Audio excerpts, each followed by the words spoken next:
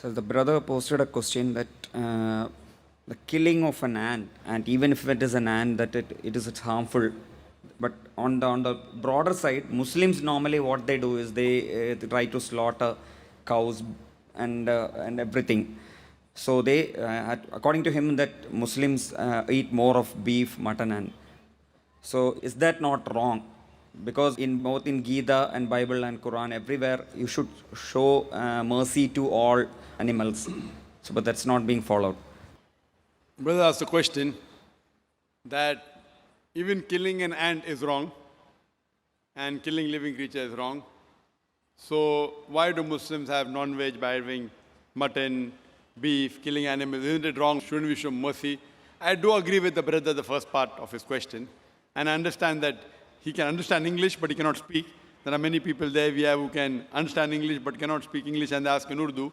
So I believe the brother can understand English, but he can't ask the question in English because he's more fluent in Tamil. As far as killing any living creature unnecessary, it's a sin even in Islam.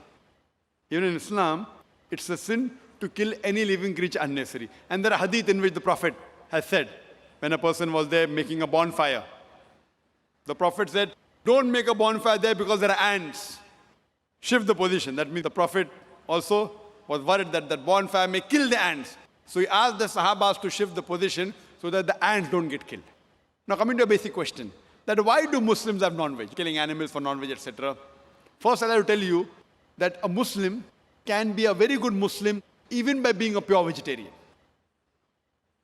Eating non-veg is not compulsory in Islam, but because our Creator Allah subhanahu wa ta'ala has given permission to have non-veg, why should we not have it? If we analyze, it's mentioned in the Quran, in Surah Ma'idah chapter 5 verse number 1, that eat of the four-footed animals, eat of the four-footed animals which have been made lawful for you. Quran says in Surah Nahl chapter 16 verse number 5, that Almighty God has made for you to eat the meat of the cattle.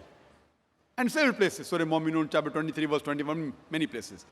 Now scientifically if we analyze that there is no vegetarian food which has all the requirements for a human being. The human beings require amino acids. They require 21 amino acids, out of which most of them are produced in the body, but 8 have to be supplemented from the diet. These are called as 8 essential amino acids. There is no vegetable which I know of which contains all the 8 amino acids. So there's no vegetable which is a complete food. So you have to take this which is present in the non-veg. Furthermore, if you analyze non-veg food, it's nutritious, rich in vitamin K. And furthermore, if you analyze, if you see the teeth of the herbivorous animals, the cow, the goat, the sheep, they have flat set of teeth. They only eat vegetables, they only touch grass.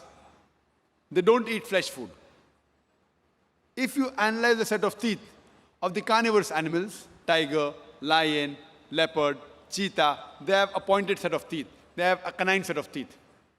These animals are known as carnivorous animals. They only eat flesh. They don't eat vegetables.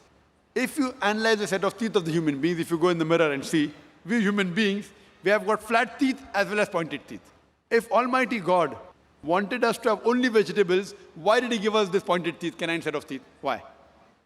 Because Almighty God wanted us to have both vegetables as well as non-veg, flesh food. If He wanted us to have only vegetables, why did He give us the pointed teeth? Furthermore, if you analyze the digestive system of the human beings, it can digest both veg as well as non-veg. The digestive system of the herbivorous animals, the cow, the goat, the sheep, it can only digest vegetables, it cannot digest flesh food. The digestive system of the carnivorous animals, lion, tiger, leopard, it can only digest flesh food, it cannot digest vegetables. But the digestive system of the human beings has a small intestine and a large intestine. It can digest both veg as well as flesh food, as well as non-veg food. If Almighty God wanted us to be a pure vegetarian, Why did he give us the digestive system? We can digest both, but natural to have it. So if you analyze, Almighty God made the human being in such a way so that they could eat vegetables as well as flesh food, veg as well as non-veg. And many people have a misconception that most of the religions, they prohibit the eating of non-veg food. And many of the Hindus, they have a misconception. And they think that Hinduism prohibits the eating of non-veg food. In fact, if you read the Hindu scriptures, if you read Manusmriti, chapter number 5, verse number 30, it says, Almighty God created some animals to eat and some to be eaten. So those who eat the animals created to be eaten, you're not doing a sin. It's mentioned Manusmriti, chapter number 5, verse number 39. Almighty God created sacrificial animals. So if you eat the sacrificial animals, you're not doing a sin. Manusmriti, chapter number 5, verse number 41 says that killing of the sacrificial animal is not a sin. There are many quotations in the Hindu scriptures which talk about eating of non-veg food. If you read Mahabharata, Anushasan Parv, chapter number 88, Yudhishthir, who was the eldest brother of the Pandavas, he asked Bhishma that what things should he give in yagna, in puja, so that our ancestors will be satisfied. So Bhishma replies that if in puja, if in yagna, if you give herbs and shrubs and vegetables, our ancestors will be satisfied for 1 month. If you give fish, satisfied for 2 months. If you give meat, for 3 months. If you give hair, for 4 months. If you give goat, for 5 months. If you give bacon, for 6 months. If you give deer, for 6 months. If you give birds, for 7 months. And the menu keeps on continuing. And it says that if you give buffalo in yagna, 11 months. If you slaughter a cow, our ancestors will be satisfied for 1 full year. And if you give a rhinoceros, then our ancestors are satisfied inexhaustibly. There's a full menu given in Mahabharata. So if you read the Vedas and the Hindu scriptures, the sages and sons, they had non-veg, they even had beef.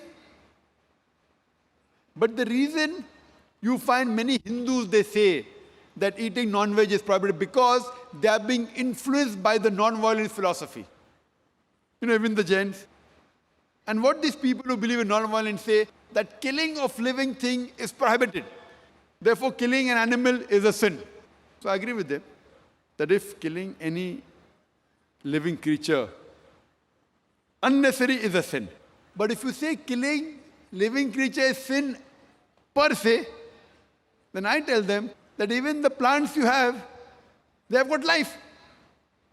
Previously, we did not know that plants have got life. Therefore, they used to think that killing plant is fine. Today, we know that even plants have got life. So the logic has changed. Yes, Zakir, we agree plants have got life, but plant can't feel pain. Therefore, killing a plant, having vegetable, is lesser sin as compared to having non-veg, that flesh food. Today, science advance, we have come to know that even the plants can feel pain. But when the plants cry out, we human beings cannot hear the cry of the plant because we can hear only between 20 cycles per second to 20,000 cycles per second. Anything below and above this we can't hear. So even the plants cry, but we cannot hear the cry of the plant. The plants feel pain. Today science tells us, so the logic exchange, they say, yes, Brother Zakir, we understand that plants have got life, they can feel pain. But you know, the plants have got 2 or 3 senses, the animal have got 5 senses. Therefore, killing animal is a greater sin. If I agree with them for sake of argument, that plants have got 2, 3 senses, animal has got 5 senses, and that's the reason killing animal is a greater sin. So I asked them a question. You know, there was a person who had a brother who was born deaf and dumb. Could not hear, could not speak. And someone goes and kills him. Suppose you have a brother who was born deaf and dumb, cannot hear, cannot speak. And if someone kills him, will you go and tell the judge, me Lord, give the murderer less punishment because my brother had 2 senses less? He could not hear, he could not speak. Will you say that? Or you will tell, me Lord, give the murderer double punishment because my brother was masoom, he was innocent. He could not hear, he could not speak. So in Islam, it does not mean that if you have 2 senses less, you have less punishment, or you have more senses, more punishment. Quran says, eat of the good things they have provided to you. As long as the thing is good and halal, it is permitted, you can have. So in Islam, we are allowed to slaughter animal only for eating. Unnecessary for hunting, for sports is prohibited. Like making a bonfire, ants are being killed, the Prophet said don't do it. So killing any living creature is prohibited unless if it is for eating, for survival, and it is amongst the permitted animals which God has given permission. As Manusmriti says, God has created some animal to eat and some to be eaten. If you kill the animal to be eaten, you're not doing a sin. Otherwise, generally, I per se, if you analyze, I've got no problem if the non-Muslims don't have non-veg. Because if every non-Muslim in India starts having non-veg, then the price of mutton and beef will go high.